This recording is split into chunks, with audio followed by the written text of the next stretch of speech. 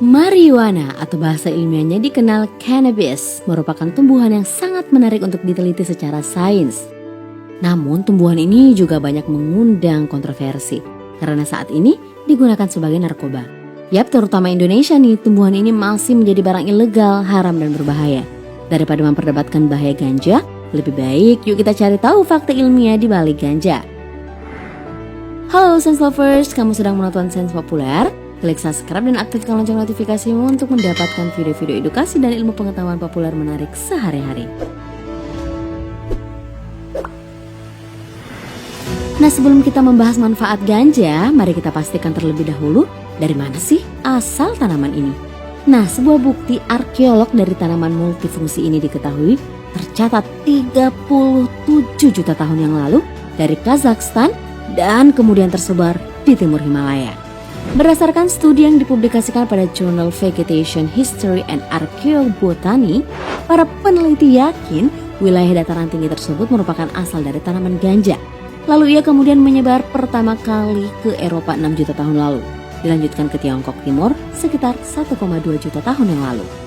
Di masa lalu, manusia mulai menggunakan tanaman ini dalam 8.000 tahun terakhir.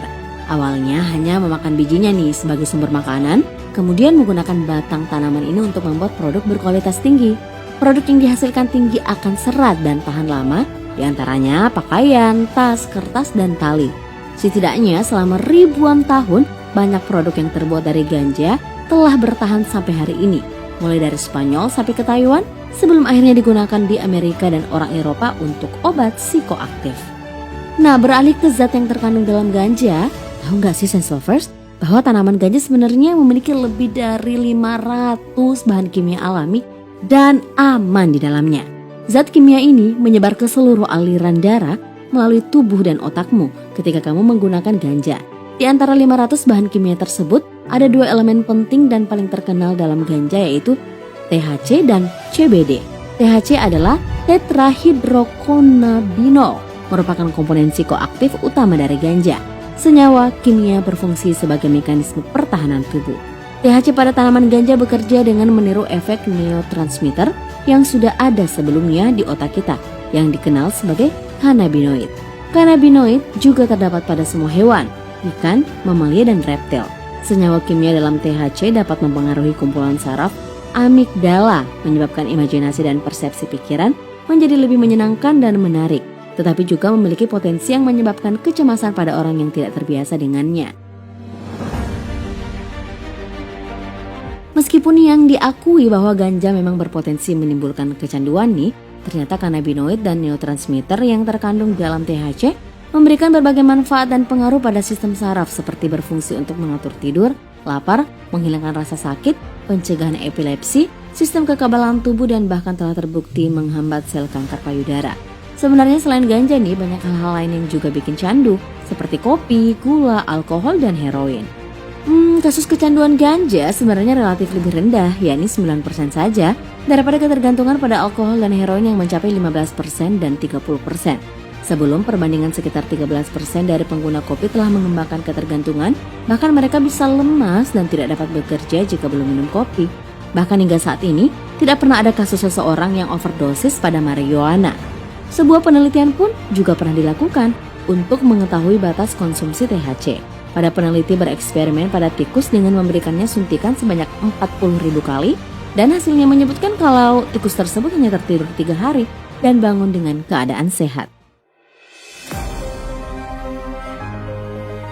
Sebenarnya, efek ganja bukan hanya sekedar obat penenang, tetapi juga dikenal membantu meningkatkan nafsu makan dan mengurangi muntah pada penderita AIDS atau HIV dan orang yang mengalami kemoterapi. Zat antiinflamasi yang terkandung di dalamnya dapat juga membantu penderita insomnia, stres, rasa sakit kronis yang tinggi, epilepsi, dan bahkan yang mengalami sindrom Tourette. THC memiliki setidaknya 85 cannabinoid yang berbeda, dengan masing-masing memiliki kemampuan untuk mempengaruhi orang secara berbeda. Nah, selanjutnya adalah elemen penting yang terkandung di dalam ganja yang dikenal CBD atau cannabidiol, yang mengandung konsentrasi lebih tinggi daripada THC.